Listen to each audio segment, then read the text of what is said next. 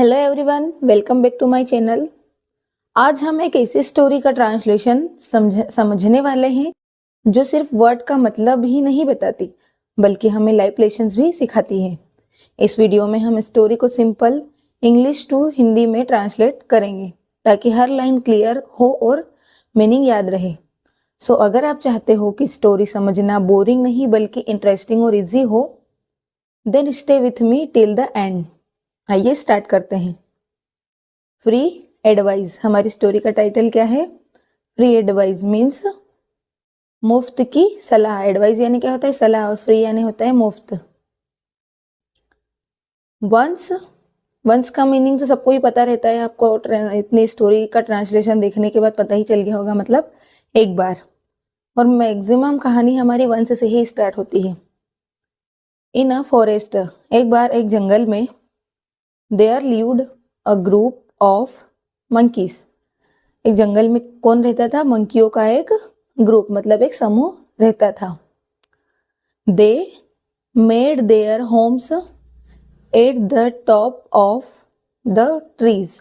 वो अपना घर कहाँ बनाते थे? मेड यानी होता है बनाया। मेक की सेकेंड फॉर्म होती है मेड। तो उन्होंने अपना घर कहाँ पर बनाया हुआ था? टॉप ऑफ द ट्री, मतलब जो पेड़ होते हैं, पेड़ की सबसे जो ऊंची चोटी होती है ना, सबसे ऊपर वाला जो भाग होता है, उस पर उन्होंने अपना घर बनाया था। There were so many baby monkeys also. और उनके पास क्या थे? बहुत सारे बेबी मंकीज भी थे, मतलब उनके बच्चे भी बहुत सारे उनके साथ में थे। There was a river in that forest. River यानी क्या होता है? रिवर यानी होती है नदी।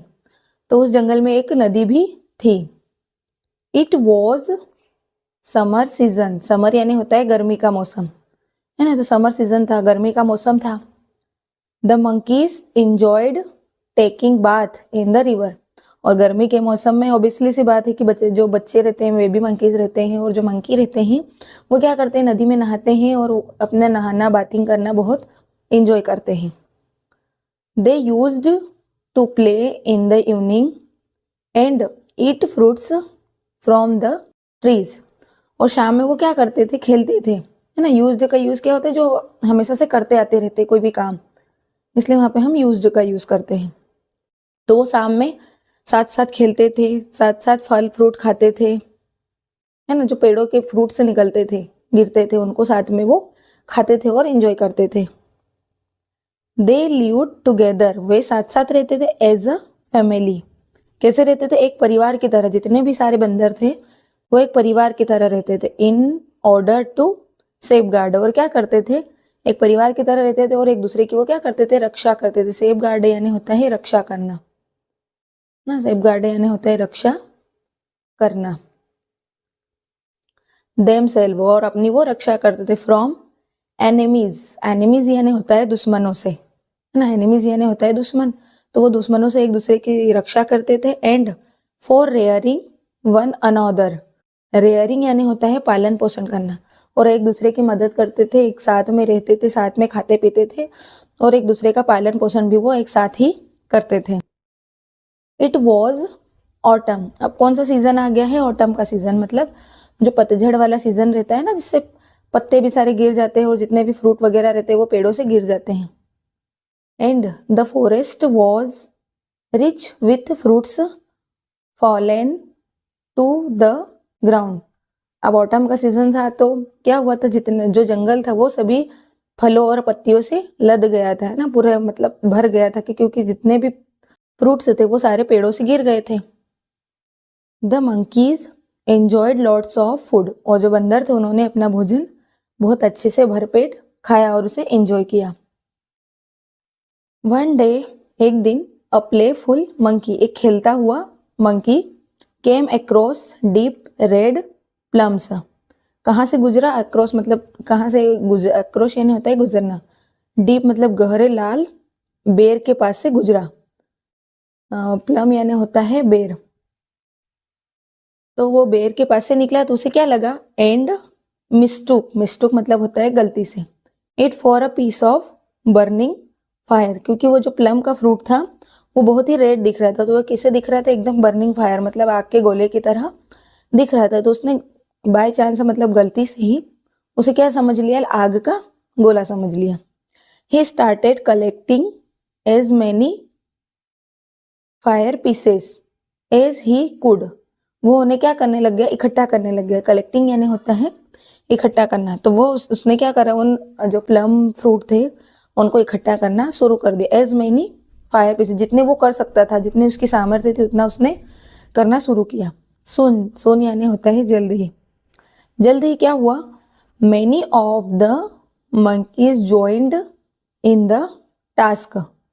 अब बहुत सारे मंकी भी आ गए और इस काम में वो भी जुड़ गए, है ना। ज्वाइन मतलब वो भी ये काम करने लग गए और बहुत सारे मंकी आकर वो भी जो बेर थे उनको कलेक्ट करना शुरू हो गए। These fire pieces will keep us warm throughout the winter. वो क्या बोल रहे थे कि ये जो फायर पीसेस है, जो आग के गोले हैं, वो हमें क्या रखेंगे, वार्म मतलब गर्म रखेंगे, थ्रू आउट मतलब जो ठंड का सीजन है, जो विंटर सीजन है, उसके विंटर सीजन के दौरान हमें वो क्या रखेंगे, एकदम गर्म रखेंगे, हमें गर्मी देंगे।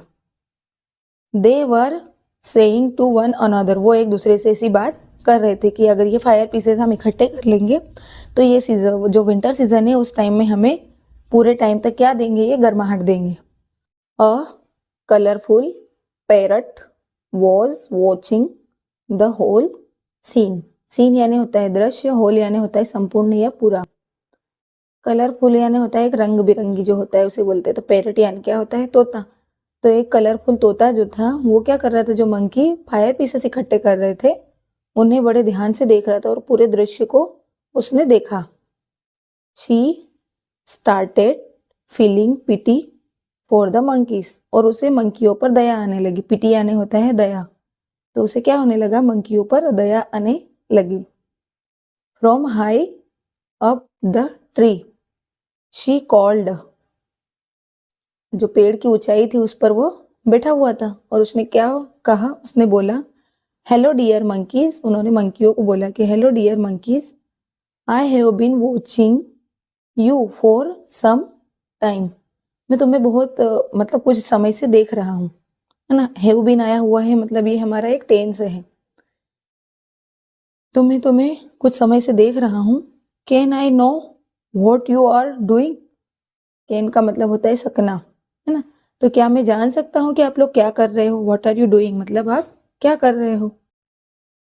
We are collecting fire pieces to keep us warm throughout the winter, answered the monkey chief.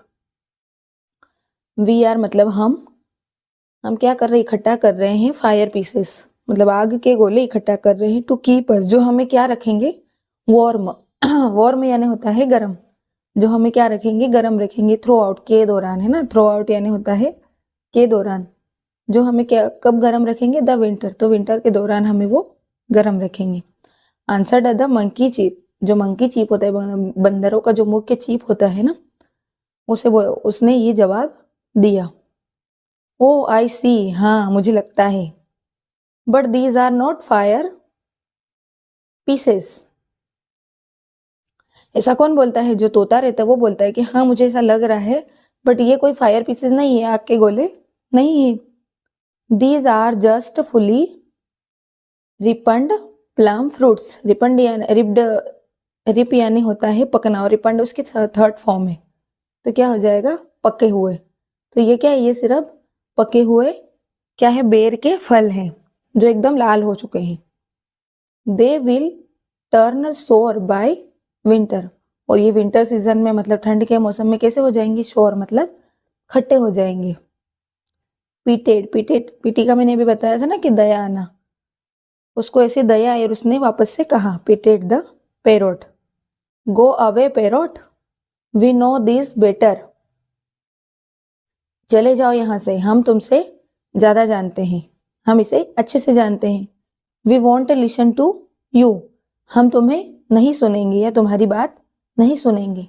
Said the monkey chief, ऐसा मंकी चीफ ने किसे कहा, पैरोट को कहा कि चले जाओ यहाँ से, हम तुम्हारे से ज्यादा जानते हैं और हमें अच्छे से पता है, और हम तुम्हारी बात क्यों माने, है ना। ऐसा मंकी चीफ बोलता है। चेज द पैरोट अवे, और जो तोता रहता है उसको वहां से भगा देते हैं। सोन, जल्द ही विंटर केम, ठंड का मौसम आता है। And so did cold wind with snowfall, और क्या होता है, ठंडी हवाएं बर्फबारी के साथ चलने लगती है। स्नोफॉल यानी होता है बर्फबारी। ठंड का मौसम आता है और ठंडी हवाएं चलने लगती है और बर्फबारी होने लगती है।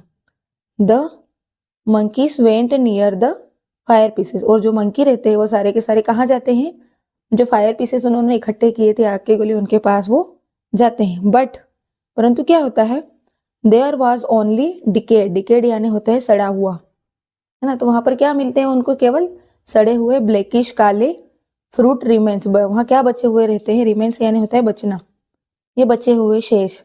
तो वहां पर उनको क्या दिखता है, सिर्फ सड़े हुए काले काले जो बेर के फ्रूट रहते हैं वहां पर वो पड़े रहते हैं।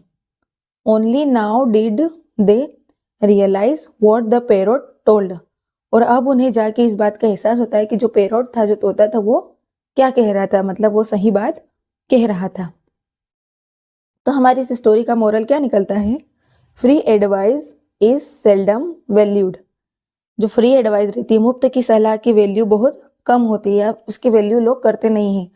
इसलिए पहली बात तो ये है कि हमें किसी को मुफ्त की सलाह नहीं देनी चाहिए, क्योंकि मुफ्त की सलाह की वैल्यू लोग बिल्कुल भी नहीं करते हैं। Thank you for watching. अगर आपको हमारी ये वीडियो अच्छा लगा हो तो उसे लाइक, शेयर और सब्सक्राइब जरूर करें।